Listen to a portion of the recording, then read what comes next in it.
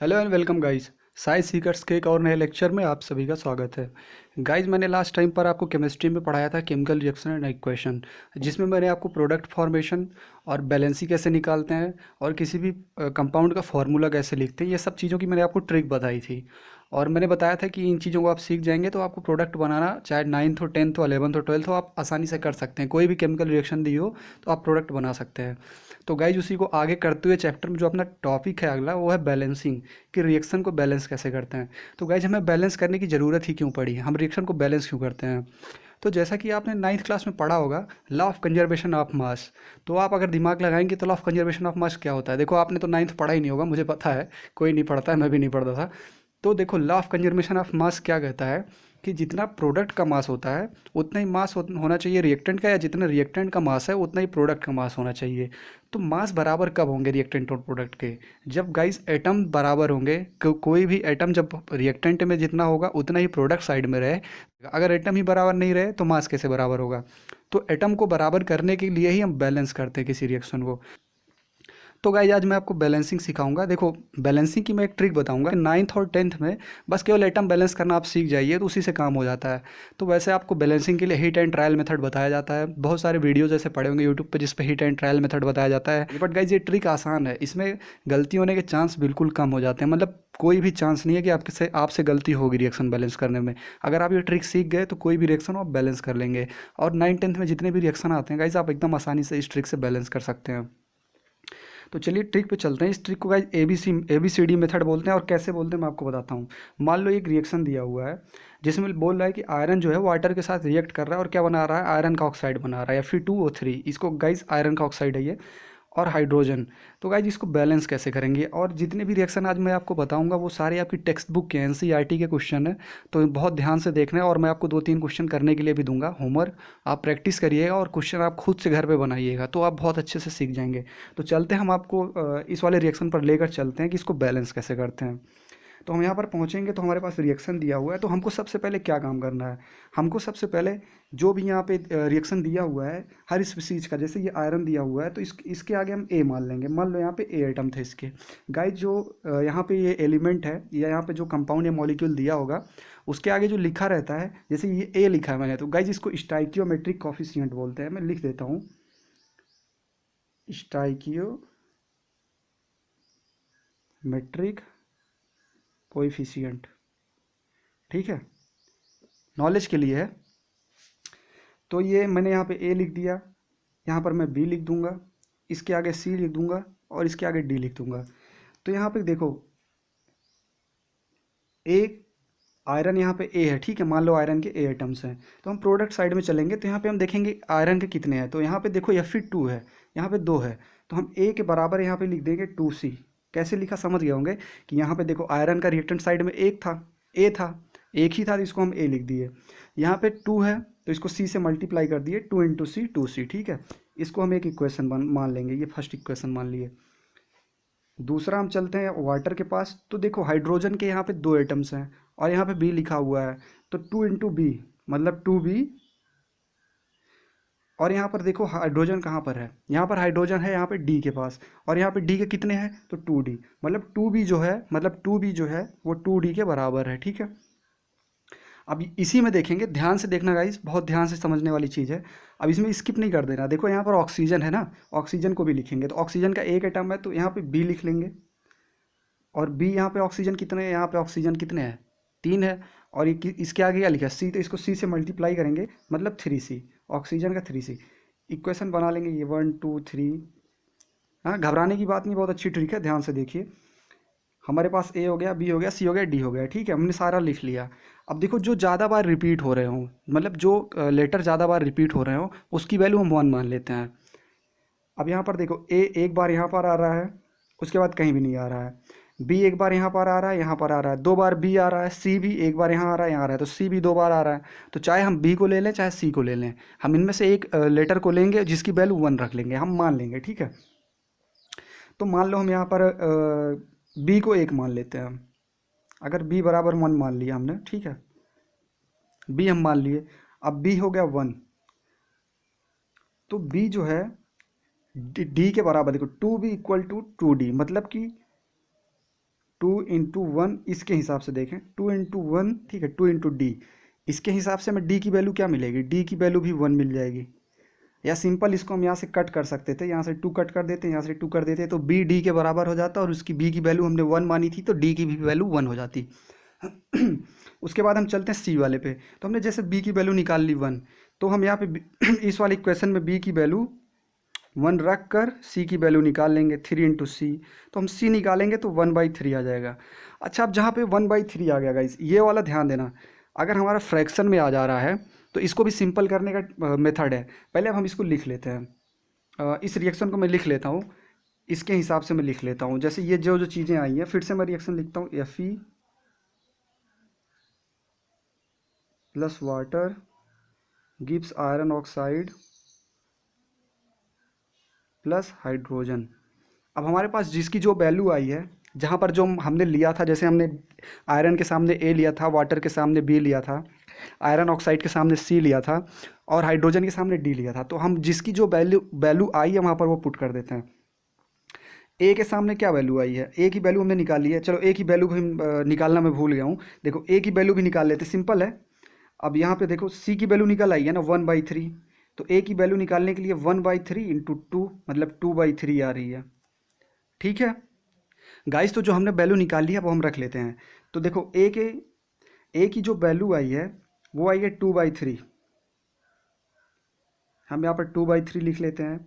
B की जो value आई है, B की वैल्यू हमने 1 ली थी, यहाँ पर हम 1 लिख देते हैं, ठीक है, या हम इसको छोड़ सकते हैं, प्लेन छोड़ सकते हैं। और जो C की वैल्यू आई है, C की वैल्यू आई है 1/3, यहाँ पे 1/3 ले लिए, और D की वैल्यू जो आई है वो आई है 1, ठीक है। अब इस 1/3 को या 2/3 को, इसको हमको और सिंपल करना है, ठीक है। तो हम क्या करेंगे, देखो इसमें 3 से मल्टीप्लाई कर देंगे, पूरे रिएक्शन में 3 से मल्टीप्लाई कर लिया, 3 से मल्टीप्लाई कर लिया और 3 से मल्टीप्लाई कर लिया। अब ये इससे कट गया, ये 3 इससे कट गया, हमारे पास रिएक्शन बची 2Fe + 3H2O gives Fe2O3 + 3H2। Guys ऐसे हमारी रिएक्शन बैलेंस हो गई। तो गाइज इसे समझ गए होंगे, ये रिएक्शन बैलेंस हो गई। एक बार मैं आपके लिए रिपीट कर देता हूँ फिर से, ठीक है, ट्रिक है, क्योंकि हो सकता है आपसे मिस हो गई हो, आपका दिमाग हट गया हो, फोकस हट गया हो, तो एक बार फिर से रिपीट कर रहा हूँ, बहुत ध्यान से देखिएगा। हमने क्या लिया, एक रिएक्शन थी हमारे पास, ये एक रिएक्शन थी हमारे पास, ठीक है। इस रिएक्शन के आगे हमने कॉफिशिएंट ले लिए खुद से, मान लिया हमने A मान लिया इसके सामने, सेकंड वाले के सामने हमने B मान लिया, थर्ड वाले के सामने हमने C मान लिया और इसके सामने D मान लिया। फिर हमने क्या किया, जो आयरन था इसको हमने A लिखा, ठीक है। अब जो प्रोडक्ट साइड में आयरन है, यहाँ पर देखो C है और इसके साथ 2 एटम है आयरन के, तो C को हमने 2 से मल्टीप्लाई किया, A = 2C, पहली इक्वेशन लिख ली। फिर हम वाटर के पास गए तो हाइड्रोजन के 2 एटम थे, फिर 2 को हमने B से मल्टीप्लाई किया, 2 हाइड्रोजन और B को मल्टीप्लाई किया।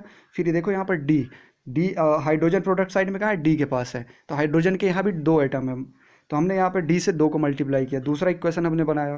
फिर हमने क्या किया, ऑक्सीजन को पकड़ा, इस वाले में से ऑक्सीजन बच रहा है ना, हाइड्रोजन की ही बात हुई अभी। फिर ऑक्सीजन को हमने मल्टीप्लाई किया B से, मतलब कि ऑक्सीजन का एक ही है तो हमने यहाँ B लिख लिया। फिर प्रोडक्ट साइड में ऑक्सीजन के कितने एटम है, तो यहाँ पे 3 एटम है, इसको हमने C से मल्टीप्लाई कर लिया और C से मल्टीप्लाई किया तो 3C हो गया, ठीक है। हमने ये 3 इक्वेशन पर ला ली। अब इसके बाद मैंने क्या किया, मैंने बोला कि जो टर्म ज़्यादा बार रिपीट हो रहे हैं, जो टर्म ज़्यादा बार रिपीट हो रहे हैं, तो मुझे सबसे ज़्यादा टर्म कौन से रिपीट होते हुए मिले, मुझे C मिला और हमें B मिला। तो जो टर्म रिपीट हो रहे हैं उनमें से हम एक को 1 मान लेंगे, जिसकी वैल्यू 1 मान लेंगे। तो मैंने B की वैल्यू 1 मानी।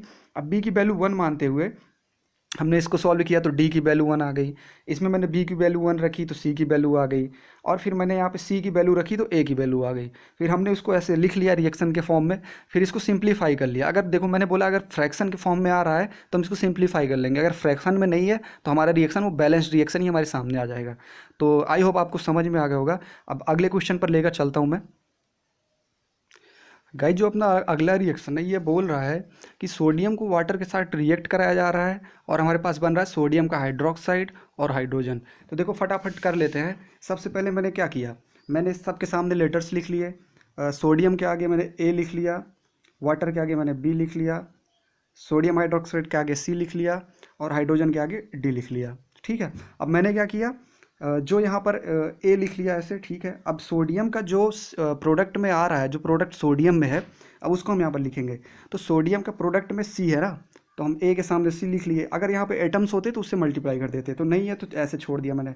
अब मैं चलता हूँ बी वाले के पास। तो हाइड्रोजन के 2 एटम है, ठीक है, और बी है, तो हमने क्या किया 2 इंटू बी, 2b। अब प्रोडक्ट में हाइड्रोजन के कितने हैं, देखो हाइड्रोजन यहाँ पे 2 है और डी में है, ठीक है, और यहाँ भी तो हाइड्रोजन है। तो मैंने क्या लिखा, सी वाले का 1 है तो मैंने यहाँ सी लिख लिया, प्लस हाइड्रोजन यहाँ पे डी के साथ 2 है तो 2 से मल्टीप्लाई करके 2d लिख लिया, ठीक है। इसको दूसरी इक्वेशन बना ली। अब ऑक्सीजन पे चलते हैं। तो ऑक्सीजन के कितने एटम है, ऑक्सीजन के एक ही एटम है, तो मैंने ऑक्सीजन का बी से मल्टीप्लाई किया, मतलब बी को हमने, अब यहाँ पर देखेंगे प्रोडक्ट में तो ऑक्सीजन कितना है, सी है, तो बी सी के बराबर है। ये तीनों इक्वेशन बन गई, ठीक है। अब इसमें ज़्यादा एक बार कौन सा लेटर रिपीट हो रहा है उसको हम देखेंगे। तो देखो हमारे पास ए एक बार है, बस एक ही बार है ए हमारे पास, सी एक बार है, एक बार सी यहाँ पर है, एक बार यहाँ पर है, एक बार यहाँ पर है, सी हमारे पास 3 बार है, और बी एक बार 2 बार। तो हमारे पास सी ज़्यादा बार रिपीट हो रहा है, ठीक है। तो हम क्या करेंगे, सी की वैल्यू 1 मान लेंगे। मान लो यहाँ पे सी की वैल्यू 1 मान ली। अब सी की वैल्यू 1 मान ली तो हम इसमें पुट कर देते हैं। जब हम सी की वैल्यू इसमें पुट करेंगे, देखो ए को सी की वैल्यू 1 रखेंगे तो ए की वैल्यू भी आ जाएगी कितनी, 1। ए की वैल्यू 1 आ गई, ठीक है। हमको ए की वैल्यू मिल गई, सी की वैल्यू मैंने मानी थी।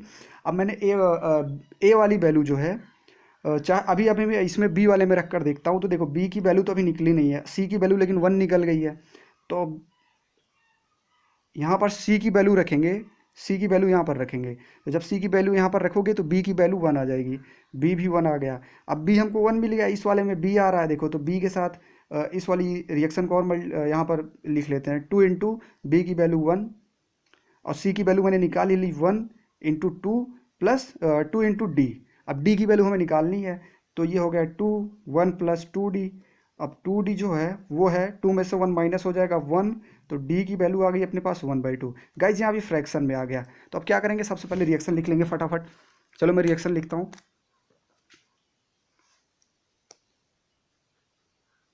ए की वैल्यू मैंने क्या निकाली 1, 1 छोड़ दो नहीं लिख रहा। बी की वैल्यू 1 निकाली, छोड़ दो नहीं लिख रहा, यस 2o। सी की वैल्यू कितनी 1, छोड़ दो नहीं लिख रहा,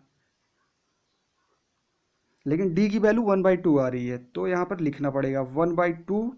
और डी में क्या है अपने पास, हाइड्रोजन गैस है। अब हमने ये लिख लिया। इसके बाद गाइज क्या क्या वैल्यू आई थी वो लिखा। अब इसको सिंप्लीफाई करना पड़ेगा, मैंने बोला सिंप्लीफाई करना पड़ेगा। तो अब इसको काटने के लिए देखो यहाँ पर 2 है, तो 2 को काटें हम इसको नॉर्मल नंबर में बदल दें, सिंपल नंबर में, तो हमको इसको 2 से मल्टीप्लाई करना पड़ेगा। तो पूरे रिएक्शन को 2 से मल्टीप्लाई कर देते हैं। तो 2 Na 2 hydrogen 2 sodium hydroxide into 2। Guys यहाँ पर मैं लिख रहा हूँ नीचे, मैंने नहीं हो पा रहा है तो आप समझ लीजिएगा। इस 2 से ये 2 कैंसिल हो गया, तो जो फाइनल रिएक्शन बन के आएगी अपनी 2 sodium 2 water 2 sodium hydroxide plus hydrogen gas. तो गाइज ये बैलेंस रिएक्शन आ गई है अपने पास, ठीक है। आसान है, सीख गए होंगे। गाइज ज़रूरी थोड़ी है हर बार रिएक्शन हमको इक्वेशन के फॉर्म में लिख के दे। हो सकता है हम इक्वेशन जो है वर्ड इक्वेशन के फॉर्म में दे सकते हैं। मैंने बताया था ना पिछले लेक्चर में केमिस्ट्री के कि वर्ड इक्वेशन और स्केलेटल इक्वेशन केमिकल इक्वेशन क्या होता है, मैंने बताया था सब। तो अगर आपको नहीं पता है तो एक बार वो वीडियो चेक कर सकते हैं, प्लेलिस्ट में आपको मिल जाएगा। तो जैसे मान लो ऐसे क्वेश्चन में दिया हुआ है, लैंग्वेज के फॉर्म में दिया हुआ है, इसमें बोला है right the balanced chemical equation with the state symbol for the following reaction. तो पहला दिया हुआ है सोडियम हाइड्रोक्साइड सोल्यूशन, ब्रैकेट में दिया हुआ है in water, react with hydrochloric acid solution in water to produce sodium chloride and water. तो गाइस देखो सोडियम हाइड्रोक्साइड मैंने फार्मूला लिखना बताया था, चलो एक बार मैं आपको जल्दी जल्दी यहाँ पर फिर बता देता हूँ फिर से। तो सोडियम हाइड्रोक्साइड, अगर सोडियम हाइड्रोक्साइड बोल रहा है मतलब सोडियम के साथ और OH के साथ मिलके बन रहा है। तो मैंने यहाँ पे आपको क्रिस क्रॉस वाला बताया था, तो मैंने बोला था जब वैकेंसी बताया था आपको, तो इसका 1 होता है, इसका भी 1 होता है, क्रिस क्रॉस करेंगे अपने को मिल जाएगा NaOH मिल गया, ठीक है। उसके बाद ये एक्वस है, चलो उसको मैं अभी बाद में बताऊंगा। हाइड्रोक्लोरिक एसिड के साथ रिएक्ट कर रहा है, तो हाइड्रोक्लोरिक एसिड जो है तो हाइड्रोजन और क्लोरीन के साथ मिलकर बना होता है। इसका भी 1 इसका भी 1 क्रिस क्रॉस करेंगे प्लस HCl। अब प्रोडक्ट क्या बोल रहा है, बन रहा है अपने पास सोडियम क्लोराइड, तो सोडियम का भी प्लस होता है 1 और क्लोरीन का होता है -1, क्रिस क्रॉस करेंगे NaCl बन जाएगा। Na के सामने Cl वाली वैकेंसी और Cl के सामने Na वाली वैकेंसी लिखते हैं। अब NaCl बन गया, और क्या मिल रहा है अपने को, वाटर। तो ये मिल रहा है। अब ये बैलेंस्ड है कि नहीं बैलेंस्ड है, नंबर काउंट कर लो एटम्स के सबसे पहले। हाँ, ये मैंने बताया नहीं कि अगर चेक कैसे करते हैं बैलेंस्ड है कि नहीं। तो अगर एटम्स के नंबर बराबर नहीं है तो मतलब बैलेंस्ड नहीं है, तो उसको हमको बैलेंस करना पड़ेगा। और जो मैंने टेक्निक बताई इससे बैलेंस कर सकते हैं। तो फटाफट गिन लो। सोडियम के कितने आइटम है रिएक्टेंट साइड में? सोडियम एक है, ठीक है, इधर नहीं है। प्रोडक्ट में भी सोडियम एक है। ऑक्सीजन एक है, ऑक्सीजन एक है यहाँ पर प्रोडक्ट में हमें को मिला वाटर के साथ। और हाइड्रोजन एक है, एक ये है, दो हाइड्रोजन हो गए हमारे पास, दो हाइड्रोजन है प्रोडक्ट में। Cl एक है, Cl एक है। तो हमारे पास देखो ये बैलेंस्ड ही है, ये ऑलरेडी बैलेंस्ड है। तो इसने क्या किया, आपको लैंग्वेज के फॉर्म में देकर आपको कंफ्यूज किया कि आपको चेक किया इसने एग्जामिनर ने। अगर ऐसे क्वेश्चन आएगा तो एग्जामिनर आपको चेक करेगा कि आपको लैंग्वेज के फॉर्म में से अगर इक्वेशन दी हुई है, डिस्क्रिप्शन दिया हुआ है या वर्ड इक्वेशन दी हुई है, तो आप उसको केमिकल इक्वेशन या फॉर्मूले वाले फॉर्मेट में कैसे चेंज करते हैं। तो बहुत सिंपल था। अब दूसरा वाला magnesium oxide plus carbon product बना रहा है, मैग्नीशियम प्लस कार्बन मोनोऑक्साइड। तो मैग्नीशियम ऑक्साइड MgO होता है मैग्नीशियम ऑक्साइड। और बनाते कैसे हैं देखो, फटाफट बता देता हूँ। मैंने बताया था, अगर आपको कन्फ्यूजन है तो एक बार प्लेलिस्ट में आप वीडियो जरूर देखिएगा। तो चलो देखो, मैग्नीशियम है, मैग्नीशियम का मैंने बोला था +2 होता है, ऑक्सीजन का -2 होता है। क्रिस क्रॉस किया मैंने, ये दोनों सेम है तो कट जाएंगे, MgO बन जाएगा, ठीक है। फिर क्या बोल रहा है, कार्बन, कार्बन तो कार्बन ही है। फिर मैग्नीशियम और कार्बन मोनोऑक्साइड CO होता है, ये तो सबको पता है, इसमें कुछ बनाने की जरूरत नहीं है। अब गाइस इसमें नंबर काउंट कर लो। रिएक्टेंट साइड में मैग्नीशियम एक है, प्रोडक्ट साइड में भी मैग्नीशियम एक है, रिएक्टेंट साइड में ऑक्सीजन एक है, प्रोडक्ट साइड में ऑक्सीजन एक है, रिएक्टेंट साइड में कार्बन एक है और प्रोडक्ट साइड में कार्बन एक है। तो ये भी बैलेंस्ड है, ठीक है। जो अगली क्वेश्चन दी है वो दी हुई है calcium hydroxide plus carbon dioxide gives calcium carbonate plus water. तो फार्मूला बताने की शायद मुझे अब ज़रूरत नहीं है, मैं आपको बता दिया मैंने। पीछे पीछे से आप वीडियो में आप जाकर देख भी सकते हैं। तो कैल्शियम हाइड्रोक्साइड का फार्मूला होता है CaOH का whole twice plus carbon dioxide का जानती हो CO2 होता है। क्या दे रहा है, कैल्शियम कार्बोनेट प्लस वाटर। अब इसको देखते हैं बैलेंस्ड है कि नहीं। कैल्शियम एक है रिएक्टेंट साइड में, प्रोडक्ट साइड में एक ही कैल्शियम है, ठीक है। ऑक्सीजन कितने अपने पास रिएक्टेंट साइड में, ऑक्सीजन एक ये है और यहाँ पर दो है, तो मतलब दो ऑक्सीजन इधर है, दो ये है, 4 ऑक्सीजन। तो रिएक्टेंट साइड में ऑक्सीजन 4 है। अब प्रोडक्ट साइड में देखते हैं ऑक्सीजन हमारा 4 है कि नहीं। तो देखो 3 ऑक्सीजन तो ये हो गया, एक ऑक्सीजन हो गया, 4 ऑक्सीजन है, मतलब ऑक्सीजन भी बैलेंस्ड है। हाइड्रोजन 2, ठीक है, यहाँ भी 2 हाइड्रोजन, ये भी बैलेंस्ड है। क्या बच रहा है, सारा सब कुछ बैलेंस हो गया ना। ये कार्बन एक है इधर और इधर भी एक कार्बन एक है, तो ये रिएक्शन भी बैलेंस्ड है। जिंक से जिंक प्लस सिल्वर नाइट्रेट और जिंक नाइट्रेट दे रहा है प्लस सिल्वर के साथ। तो मैंने ये भी आपको बताया हुआ है कि इसमें किसकी वैकेंसी कितनी होती है और बैलेंसी, सॉरी वैकेंसी बोल रहा हूँ, कितनी किसकी बैलेंसी होती है। मैंने आपको इसकी ट्रिक बताई हुई थी। तो फॉर्मूला बेसिक है, आप बना सकते हैं और इसको आप बैलेंस भी कर सकते हैं। तो एक बार खुद से इसको ट्राई करिएगा। गाइस जो अगला क्वेश्चन है इसमें लेड को कॉपर, ये देखो ये ब्रैकेट में सेकंड दिया हुआ है, रोमन में लिखा हुआ है सेकंड, तो मतलब इसकी बैलेंसी जो है 2 होगी। मैंने बताया था कॉपर जो है अपना 2 फॉर्म में एग्जिस्ट करता है। अगर इसकी बैलेंसी देखी जाए तो 2 तरीके की बैलेंसी होती है, एक +2 बैलेंसी शो करता है, एक +1 शो करता है। अगर +2 शो कर रहा है तो उसको क्यूप्रिक आयन बोलते हैं, +1 शो कर रहा है तो उसको क्यूप्रस आयन बोलते हैं। मैंने ये आपको बताया हुआ था लास्ट लेक्चर में। तो गाइज देखो, आप यहाँ से लेड लिख लीजिए और कॉपर की 2 सेकंड वाली बैलेंसी जो शो कर रही है उससे लिख लीजिए। उसके बाद क्लोराइड। तो आप फार्मूला बना सकते हैं, एक बार फार्मूला बनाकर आप खुद से इस रिएक्शन को करवाइएगा। चलो मैं आपके इजी करने के लिए मैं आपको यहाँ पे फार्मूला बना देता हूँ, बट रिएक्शन आप इसको घर पे खुद से बैलेंस करिएगा, ठीक है।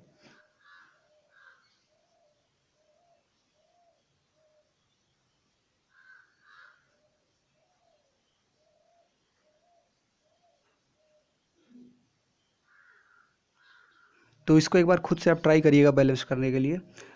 सिंपल सिंपल है, आप ये वाला भी कर लीजिएगा, ठीक है। क्वेश्चन आप देख लीजिए, स्क्रीनशॉट ले लीजिए, इसको भी बैलेंस करिएगा। इसका स्क्रीनशॉट लीजिए, इसको भी आप बैलेंस करने का ट्राई करिएगा। ये क्वेश्चन भी बैलेंस करने का ट्राई करिएगा। आगे ये 2 क्वेश्चन मैंने और दिए हैं, इसको भी बैलेंस करने का ट्राई करिएगा, ठीक है। स्क्रीनशॉट ले लीजिएगा गाइस।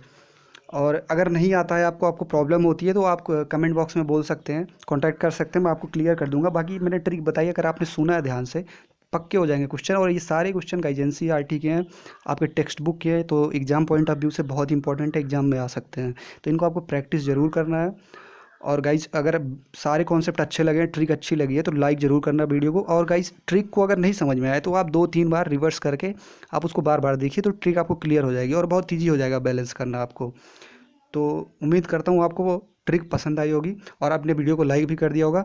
गाइस देखो, मेरी तबीयत ख़राब हो गई थी, थोड़ा फ़ीवर था मुझे, काफ़ी दिनों से मैं परेशान था तो वीडियोज़ आ नहीं पा रहे थे। बट अभी तुम्हारा भाई ठीक है तो रेगुलर वीडियोज़ आने शुरू हो जाएंगे। अब मैं ऐसा करूँगा कि मैं आपको छोटे वीडियोज़ बनाऊँगा, वीडियो बहुत लंबे हो जा रहे थे तो मैं 15-15 मिनट के 20 मिनट के दिन में 2 वीडियो डालने की कोशिश